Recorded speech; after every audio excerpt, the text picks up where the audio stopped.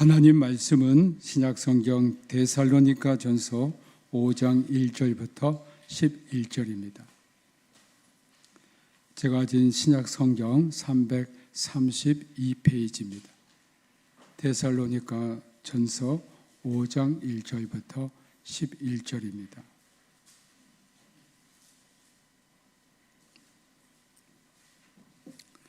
한 절씩 교독하겠습니다. 제가 먼저 1절 읽습니다.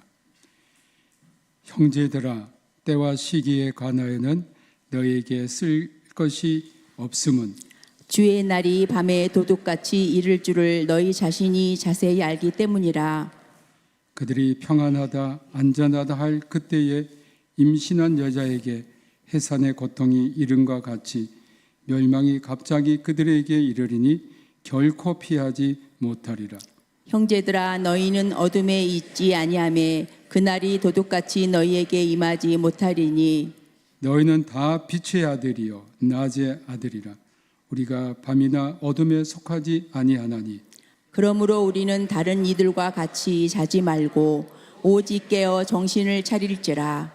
자는 자들은 밤에 자고 취하는 자들은 밤에 취하되 우리는 낮에 속하였으니 정신을 차리고 믿음과 사랑의 호심경을 붙이고 구원의 소망의 투구를 쓰자. 하나님이 우리를 세우시면 노하심에 이르게 하심이 아니요 오직 우리 주 예수 그리스도로 말미암아 구원을 받게 하심이라. 예수께서 우리를 위하여 죽으사 우리로 하여금 깨어 있든지 자든지 자기와 함께 살게 하려 하셨느니라. 11절 같이 읽겠습니다. 그러므로 피차 권면하고 서로 덕을 세우기를 너희가 하는 것 같이 하라. 아멘. 말씀 듣기 전에 잠시 묵상으로 기도하겠습니다. 하나님 아버지 감사합니다. 시간 성령님께서 이곳에 임재하여 주시고 우리 모든 성도에게 성령으로 기름 부어 주옵소서. 주님을 사랑합니다. 우리의 심령의 문을 열어주시고 우리의 영의 길을 열어주시고 주의 음성을 듣고 주님을 보는 거룩한 시간, 은혜의 시간 되게 하옵소서. 예수님 이름으로 기도합니다. 아멘. 내일 세상에 종말이 오더라도 그래도 우리는 오늘 기꺼이 한 그루 사과나무를 심겠다는 말은 종교개혁자 루터가 했던 말로 널리 알려져 있습니다. 우리나라에서는 이 말을 철학자 스피노자가 한 말로 알려져 있는데 스피노자의 글은 아닙니다. 더군다나 스피노자는 1632년에 태어났으니 루터가 태어난 1483년보다 149년이 지난 때 태어난 인물입니다. 이 말에 대해서 독일에서는 과연 루터가 했을까라는 연구가 있었고 1954년 테오도 크놀레 교수는 루터가 직접 이렇게 말했다는 정확한 기록이 없고 루터가 했다는 전설임을 밝혔습니다. 그러나 이 말은 2차 세계대전 전후에 독일에서 희망과 평화의 상징으로 널리 퍼졌던 것입니다. 이 글에는 또한 종말을 맞이하는 신자가 어떻게 행동해야 할 것인가를 은연중 전달하고 있습니다. 종교개혁자 루터는 주님의 재림이 가까이 오고 있다는 긴장감 속에 살았던 것은 사실입니다. 1525년에 일어난 농민전쟁에서 봉기를 일으킨 농민들에 대한 루터의 깊은 증언은 그의 종말론적 관점에서 나왔습니다. 루터는 농민전쟁에서 복음의 승리를 반대하는 악마의 마지막 발악을 보았는데 마지막 때에 이 종말 때 사탄이 복음 전파를 방해하기 위해서 농민들을 사주해서 전쟁을 일으킨 것으로 생각했습니다. 농민들에 대한 이 루터의 비판이 오늘날 루터에 대한 부정적 평가를 한 것은 사실입니다. 19세기 들어서 종말에 대한 긴장감이 더욱 고조되었습니다. 학생 자원운동으로 세계 선교의 새로운 지평을 열었던 피어선 박사는 주님께서 오실 날이 매우 가까이 옴을 깨닫고 주님 오시기 전에 이 세대 안에 세계 복음화를 강력하게 주장했습니다. 여기에 영향을 받은 많은 미국의 젊은이들이, 유럽의 젊은이들이 선교사로 지원했고, 또 피어선 이 박사님의 선교 열정을 가진 설교를 드렸던 우리나라에 왔던 아펜셀러, 또 언더우드 선교사가 선교사로 가겠습니다라고 서원을 하고 우리나라에 온 것입니다. 요즘 전 세계에서 일어나고 있는 전쟁과 여러 재난을 보면서 우리가 어떤 마음과 자세로 살아야 할 것인가를 오늘 본문은 우리에게 말씀하고 있습니다. 바울이 데살로니가 교회에 편지를 쓴 목적 가운데 하나는 주님의 재림, 세상 종말에 관하여 신자들이 바르게 알고 또 신자들에게 재림을 가르치기 위해서, 그리고 어떻게 우리가 살아야 할 것인가를 바울은 제시하기 위해서 데살로니가 교회에 편지를 쓴 겁니다. 사실 요즘 이단들이 성경의 진리를 왜곡해서 임박한 재림 또는 종말을 주장하면서 많은 성도를 미혹하고 있습니다. 이들이 주장하는 것 가운데 하나가 요한계시록에 나오는 14만 4천 명입니다. 이것을 산술적으로 해석한 잘못된 성경 해석에 근거하고 있는 것인데, 14만 4천 명은 계시록 7장 4절에서 이스라엘 자손 12지파에서 각각 인을 맞은 12,000명을 합한 14만 4천 명을 말하는 겁니다. 또 14만 4천 명은 계시록 14장 1절과 3절에 이마에 어린 양의 이름과 그 아버지의 이름을 쓴 것이 있는 사람들로 땅에서 속량받은 사람들입니다. 이는 구약시대 12지파와 신약시대 12사도를 통한 하나님의 구원 사역을 수행을 말합니다.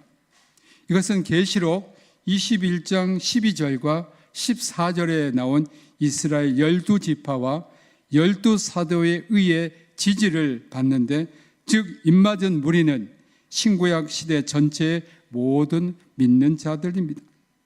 여기서 사실 그 입맞았다라는 이 성경의 그 단어가 시그눔이라는 라틴어라고 우리가 라틴어로 말할 수 있는데, 이것은 어떤 징표를 주었다는 겁니다. 근데 입맞았다는 것이 사실 우리는 도장을 찍는다라고 생각하는데, 이 입맞았다는 것은 예수의 피를 믿는 자를 말합니다. 여러분, 예수의 피가 있는 자들은, 예수 그리스도를 믿는 자들은 하나님으로부터 입맞는 자들인 줄로 믿습니다. 그렇기 때문에 이 14만 4천 명은 산술상의 숫자가 아니고 상징수입니다. 이스라엘 사람들, 히브리 사람들은 12은 완전수입니다. 또 12,000명도 완전수입니다. 그러니까 이 완전수가 어떤 의미냐면 천국에 가득 채워질 그 숫자, 하나님의 택함을 받은 모든 인종과 종족을 막론하고 모든 세대의 사람을 말씀합니다. 여러분, 만일 구원받은 자가 14만 4천 명에 불과해서 창세 이후에 이렇게 제한이 된다면 여러분, 우리가 구원받을 수가 있을까요? 하나님은 지구상에 있는 나라보다 적은 백성인 14만 4천 명을 다스리는 나라의 왕이 되시는 겁니다. 상식적으로 생각해 봐도 말이 되지 않습니다. 천국에 있는 하나님의 백성의 수는 지구에 있는 어느 나라보다 훨씬 많고, 천국의 크기는 온 우주의 크기보다 훨씬 비교할 수 없을 만큼 광대합니다. 그런데 이 나라에 고작 14만 4천 명만 있다고 생각해 보십시오.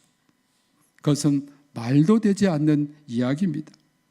평택에 사는 인구만 해도 60만 명이 넘는데 천국 인구가 14만 4천 명이라면 여러분 그게 믿어지십니까?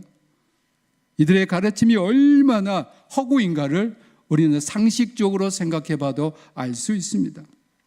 성경을 잘못 이해한 그 피해가 너무 막심하고 이단들의 가르침에 미혹되어 얼마나 많은 신자가 이단에 넘어가는데 재림에 관하여 잘 알려고 하지 않고 재림에 관한 교리를 가르치면 이단으로 오해받을 수 있다는 생각으로 재림에 관한 설교나 재림을 거의 가르치지 않는 것이 오늘 우리 한국교회 현실입니다.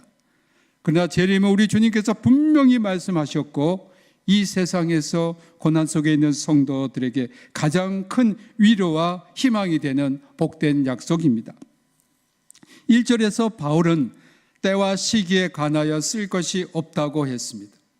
헬라 원문을 보면 때와 시기의 의미를 정확하게 알 수 있습니다. 여기서 때로 번역된 크로노스는 시간의 길이, 시간의 양을 말합니다. 이것은 우리가 시간을 계산할 때 사용합니다. 예를 들면 2025년 7월 17일이라고 할 때 이것은 크로노스 시간입니다.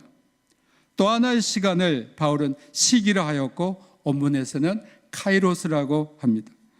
카이로스는 특별한 의미를 내포한 시간입니다. 예를 들면 7월 17일은 크로노스 시간이지만 1948년 7월 17일은 대한민국의 헌법이 제정되고 공포된 제헌절로 의미 있는 카이로스 시간입니다. 여러분의 삶에 이 두 시간은 다 있습니다.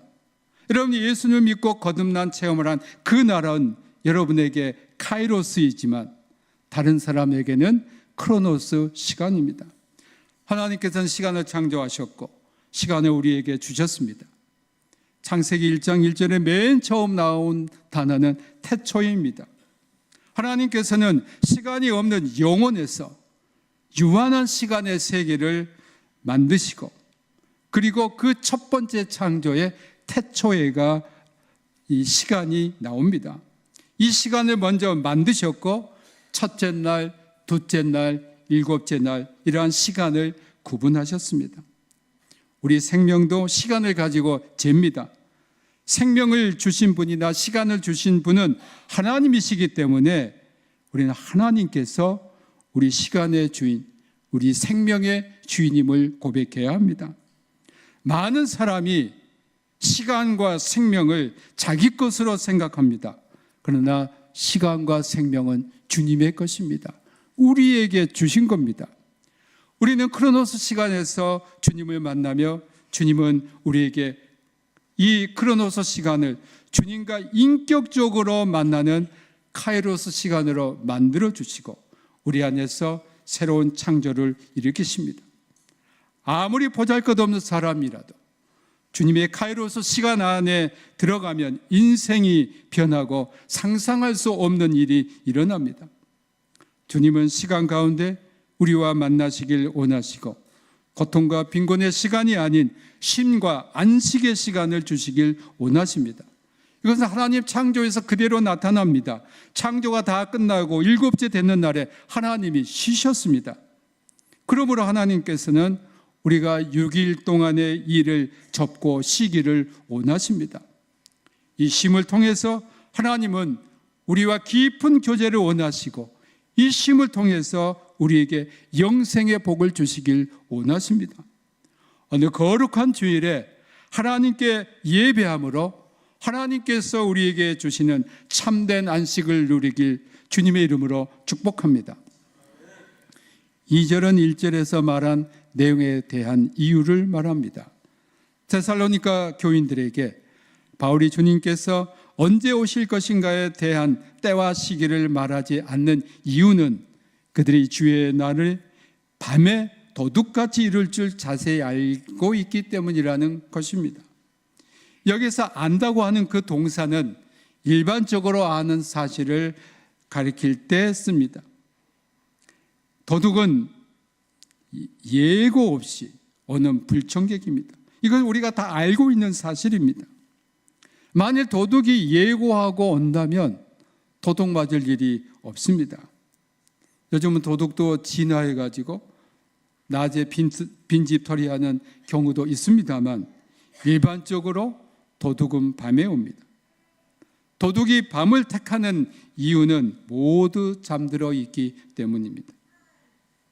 아무 문제 없을 거라고, 괜찮을 거라고 생각하고 사람들은 잠을 잡니다. 경계심이 느슨해지고 해이해지기 쉬운 시간이 밤입니다. 또한 밤은 당하기 쉬운 시간이요, 잠에서 깨어나더라도 바로 정신 차리기 어려운 시간입니다. 도둑이 언제 올지 모릅니다. 주님이 다시 오실 날도 이와 같다는 겁니다. 아무리 예고 없이 주님이 오신다 해도 준비하고 있는 사람에게는 문제가 되지 않습니다. 마태복음 25장 1절부터 13절에는 열처녀 비유가 있습니다. 슬기로운 5 처녀는 신랑이 더디와도 맞이할 충분한 기름을 준비했습니다. 그러나 미련한 5 처녀는 등만 가지되 기름을 가지지 아니했습니다. 등불이 꺼져가는 미련한 5 처녀는 기름을 사러 밖에 간 사이에 신랑이 왔습니다. 그리고 문이 닫혔습니다. 혼인잔치에 참여할 수 없었습니다. 이 비유에서 알 수 있는 것은 주님의 날이 준비되지 않는 자들에게는 도둑처럼 임한다는 겁니다. 그러나 주님을 맞이할 준비가 된 사람에게는 언제 주님이 오셔도 문제가 되지 않습니다. 3절에는 세상 사람들이 주님의 날에 대해 어떻게 생각하고 있으며 어떤 태도인지 말씀합니다. 주님의 날을 알지 못하는 자들은 세상이 주는 평안과 안전에 쌓여 있어서 영적 세계의 일을 알지도 못하고 알려고 하지도 않습니다. 이들은 세상이 그들에게 평안과 안전을 준다고 생각합니다. 오늘 물질 문명은 인류에게 평안과 안전을 주었습니다. 또한 세상 사람들이 구하는 것은 세상이 주는 안전, 평안, 복지입니다. 이 땅의 삶이 추구하는 것이 바로 그러합니다. 사람들이 이 땅에서 자신의 안전과 평안을 위해서 세상에서 무엇인가를 구합니다. 재산을 쌓기를 원하고, 보장이 확실한 보험에 들기를 원하고, 인맥을 넓히고 사람과의 관계를 넓힙니다. 언젠가는 필요한 것이라고 보험을 들어둔다고 생각합니다. 이런 것들에서 평안과 안전을 찾습니다. 그 나이들이 구했던 이 평안과 안전이 얼마나 허술한 것임은 알지 못합니다. 지난 2011년 3월 11일에 일본에 들이닥친 지진과 쓰나미를 보십시오. 방파제 높이 쌓으면 안전하리라 생각했고 파도가 방파제를 넘지 못할 것으로 계산했습니다. 그 방파제가 자기들을 보호해 줄 것이라 생각했습니다. 그러나 높이 쌓아도 안전하다고 생각했던 그 방파제도 쓰나미 앞에서는 속수무책이었습니다. 세상은 안전한 것 같고 평안한 것 같고 아무 탈 없이 잘 돌아가고 있다고 생각할 수 있습니다. 그러나 현실은 그렇지 않습니다. 세상이 주는 평안과 안전의 날개 아래 있었지만 재앙은 정말 갑자기 닥쳤습니다. 바울은 여자에게 산이 고통에 임한같이 주님의 날도 그렇게 임한다고 말씀합니다. 그래서 결코 피할 수 없다고 했습니다. 4절에는 우리에게 희망의 메시지가 나옵니다. 아무리 주님의 날이 도둑같이 임하더라도 외가 있다는 겁니다. 바울은 바로 그 외의 규정의 사람이 있다는 것을 분명히 말씀합니다. 고통을 면하는 외의 규정, 환난이 비켜가는 외의 규정. 세상에 많은 사람이 주님의 날이 임함을 속수무책 당하고 있을 때에 예외 규정이 적용되는 사람이 있다는 겁니다. 그 외의 규정에 해당하는 사람은 오직 믿는 사람입니다. 예수 그리스도의 보혈의 그 능력과 예수 그리스도의 그 보혈이 그들의 심령 안에 있는 사람들입니다. 바울은 바로 이 외의 규정에 해당하는 믿는 자들이란 어둠에 있지 않는 자들이라고 말씀합니다. 4절에 너희는 어둠에 있지 아니하며라고 말씀합니다. 이 세상은 에베소서 2장 2절에서 말씀한 것처럼 공중 권세 잡은 자 아래에 있고 에베소 6장 12절에 말씀한 어둠의 세상 주관자들 아래에 있습니다. 어두운 세상에서 살고 있음에도 불구하고 믿는 자들이란 어둠에 속하지 않는 사람들입니다. 어둠의 일에 동조하지 않는 사람들입니다. 마귀의 일에 동참하지 않는 사람들입니다. 구체적으로 말하자면 죄를 짓지 않는 사람입니다. 요한일서 3장 8절에 죄를 짓는 자는 마귀에게 속하나니 마귀는 처음부터 범죄함이라. 하나님의 아들이 나타나신 것은 마귀의 일을 멸하려 하심이라고 했습니다. 사랑하는 우리 성도 여러분, 우리가 죄를 짓는 것은 마귀의 일에 동참하는 겁니다. 죄를 이기시는, 죄와 멀리 사는 우리 성도님들이 되길 주님의 이름으로 축복합니다. 어두운 세상에서 우리 주님은 믿는 자들을 어둠에 있지 않는 자들로 끌어내신 겁니다. 그것은 요한일서 1장 5절에서 말씀하신 것처럼 빛이신 하나님 안에서 우리가 살게 했습니다. 또 요한복음 8장 12절에서 말씀하신 것처럼 세상의 빛이신 그리스도를 따르는 사람들로 우리를 택하신 겁니다. 5절은 4절을 더 구체한 내용입니다. 즉 어둠에 있지 아니하는 사람들은 어떤 사람이냐는 겁니다. 바울은 너희는 다 빛의 아들이요 낮의 아들이라고 했습니다. 야고보서 1장 17절에 말씀하신 대로 다 위로부터 빛들의 아버지께로부터 내려오는 온갖 좋은 은사와 온전한 선물을 받는 사람들입니다. 6절에서는 빛의 아들이요 낮의 아들이 해야 할 중요한 행위를 말씀합니다. 첫째, 다른 이들과 같이 자지 말라고 했습니다. 다른 이들이란 잠자는 사람들인데 이들은 영적인 잠에 취한 자들입니다. 우리는 물론 우리 육신의 건강을 위해서 잠을 자야 합니다. 그러나 또 하나의 잠이 있습니다. 그것은 영적으로 자는 겁니다. 잠이 들면 감각이 무디어집니다. 영적인 일에 감각이 무디어집니다. 죄를 짓고도 회개하지 않습니다. 죄가 무엇인지, 은혜가 무엇인지, 그리스도의 사랑이 무엇인지 생각하지 못하게 됩니다. 오늘 많은 그리스도인이 교회에 다니지만 영적인 잠에 빠져서 사는 사람이 있습니다. 여기 계신 우리 모든 성도님들은 아무도 그런 분이 없기를 주님의 이름으로 축복합니다. 이름은 그리스도인이지만 그리스도의 영이 없는 사람들이 바로 영적인 잠에 빠진 자들입니다. 로마서 8장 9절에서는 그리스도의 영이 없으면 그리스도의 사람이 아니라고 단호히 사도 바울은 말씀합니다. 둘째, 오직 깨어 정신을 차리라고 했습니다. 여기서 깨어라는 말은 군대에서 보초병이 보초를 설 때 깨어 있는 것과 같은 상태입니다. 여러분, 군대에서 만일 보초병이 잠이 들었다면 그 군대는 적이 쳐들어올 때 다 죽습니다. 잠잘 때 원수마귀는 공격합니다.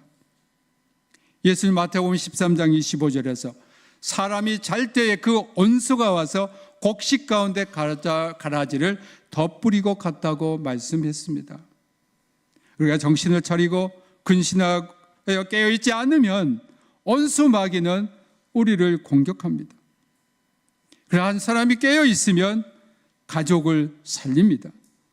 한 사람이 깨어있으면 교회를 살리고 나라와 민족을 살립니다. 영국의 18세기에 웨슬리가 깨어 있어서 영국에서 복음주의 운동, 부흥운동을 일으켰기 때문에 그 산업혁명이 널리 퍼졌던 영국에서는 프롤레타리아 혁명이 일어날 수 없었습니다. 사랑하는 성도 여러분, 하나님 앞에서 민족을 품고 교회를 품고 가족을 품고 깨어있는 성도님이 되길 주님의 이름으로 축복합니다. 베드로전서 5장 8절에 근신하라 깨어라 너희 대적 마귀가 우는 사자같이 두루 다니며 삼킬 자를 찾는다 했습니다. 마귀는 먼저 우리를 공격하기 전에 우리를 탐색합니다. 언제 공격해야 가장 효과적인가를 압니다. 어디를 공격해야 하는 것도 압니다. 마치 병균이 우리 몸에 가장 연약한 것을 공격해서 병들게 하는 것처럼 마귀는 우리의 가장 연약한 부분을 공격해서 우리를 넘어뜨립니다. 그렇기 때문에 우리의 가장 연약한 것이 무엇인가 우리가 늘 살펴보고 넘어지지 않도록 깨어 있어야 합니다. 7절은 6절과 대조를 이룹니다. 자는 자들과 취하는 자들입니다. 이들의 공통점은 밤에 속했다는 겁니다. 밤이란 어둠입니다. 이들은 영적으로 깨어있지 않고 세상의 쾌락을 쫓는 자들입니다. 8절은 5절과 6절의 연장선에 있습니다. 우리 그리스도인들은 낮에 속한 사람들이고 어둠의 세계에 대해서 싸워야 한다는 겁니다. 그래서 우리가 매일 보이지 않는 영적 전투 가운데 있다는 겁니다. 호심경이란 갑옷의 가슴 부분을 보호하기 위해 붙이던 구리 조각입니다. 이 영적 전투에서 사실 우리가 세상에서 사는 이 삶에서 언제나 우리가 갖고 있어야 할 것이 무엇인가? 그것이 바로 믿음과 사랑과 소망이라는 겁니다. 9절에서 하나님께서 우리를 깨어 정신을 차리게 한 근본 이유가 있습니다. 오직 주 예수 그리스도로 말미암아 우리를 구원하시기 위함입니다. 그래서 요한복음 3장 17절에 하나님이 그 아들을 세상에 보내신 것은 세상을 심판하려 하심이 아니요 그로 말미암아 세상이 구원을 받게 하려 하심이라고 했습니다. 10절에서 구원이 무엇임을 구체적으로 말씀합니다. 그것은 예수님께서 우리를 위해서 죽으신 것을 믿는 것, 예수님이 우리를 위해서 죽으셨으니 우리가 산다는 것을 믿는 겁니다. 깨어있든지 자든지는 살든지 죽든지의 의미를 갖고 있습니다. 여기서 예수님이 우리를 위해서 죽으신 목적이 나타나 있습니다. 죽으신 것은 우리를 살게 하려는 것입니다. 주님이 우리를 살게 하셨기 때문에 이제 우리는 바울이 로마서 8장 14장 8절에서 말씀하신 것처럼 우리가 살아도 주를 위하여 살고 죽어도 주를 위하여 죽나니 그러므로 사나 죽으나 우리가 주의 것이라는 고백이 가능해집니다. 11절에는 종말의 믿음의 공동체가 어떠해야 하는가를 말씀합니다. 그래서 우리 믿음의 공동체는 서로 관계 속에 있어야 한다는 겁니다. 우리 성도 여러분, 신앙에서 가장 무서운 것은 독불장군입니다. 내가 신앙의 기준이 되고 중심이 되는 겁니다.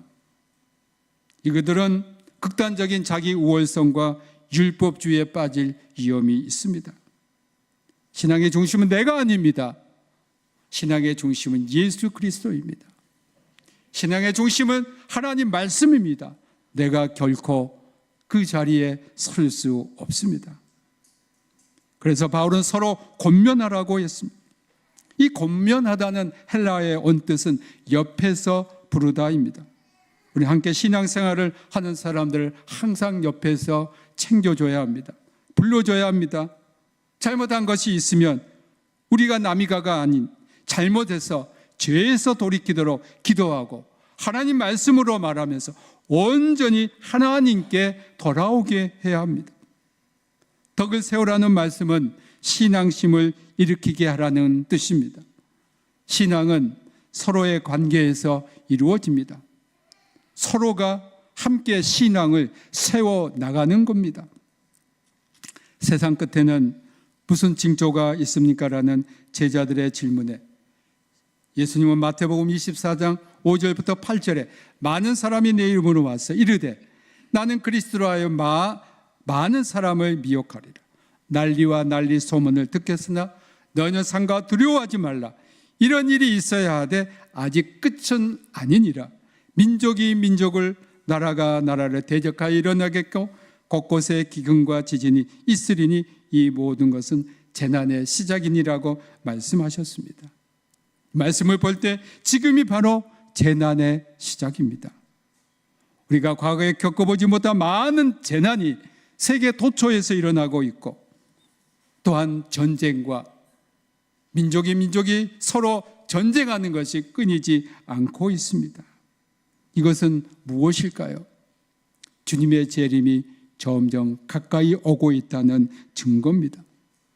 이럴 때일수록 우리 교회와 성도는 주님 앞에서 먼저 깨어서 기도해야 합니다.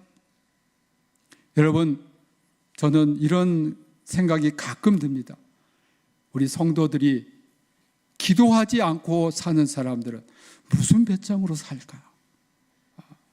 대단한 배짱입니다. 다음 우리 성도 여러분, 기도하시기 바랍니다. 하나님은 기도하는 사람을 찾습니다. 여러분이 깨어 기도하면 세상을 변화시킬 수 있습니다. 여러분 가족을 위해서도 가족에서 한 사람은 깨어 기도해야 합니다.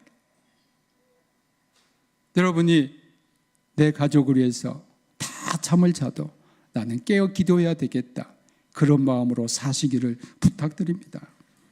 깨어 있으면 삽니다. 영적인 잠에 취하여 빠져 있으면 죽습니다. 영이 살아야 됩니다. 마지막 때가 가까이 올수록 우리는 깨어 근신하여 서로 협력하고 돕고 아름다운 우리 평택대학교의 신앙 공동체를 이루어 나가길 주님의 이름으로 축복합니다. 모든 지각에 뛰어난 하나님의 평강이 그리스도 예수 안에서 너희 마음과 생각을 지키시리라. 아멘. 예수 그리스도의 은혜와 아버지 하나님의 크신 사랑하심과 성령님의 감동하심이 이 마지막 때를 맞이해서 깨어 기도하겠나이다. 항상 기도하겠나이다. 말씀대로 순종하며 살겠나이다.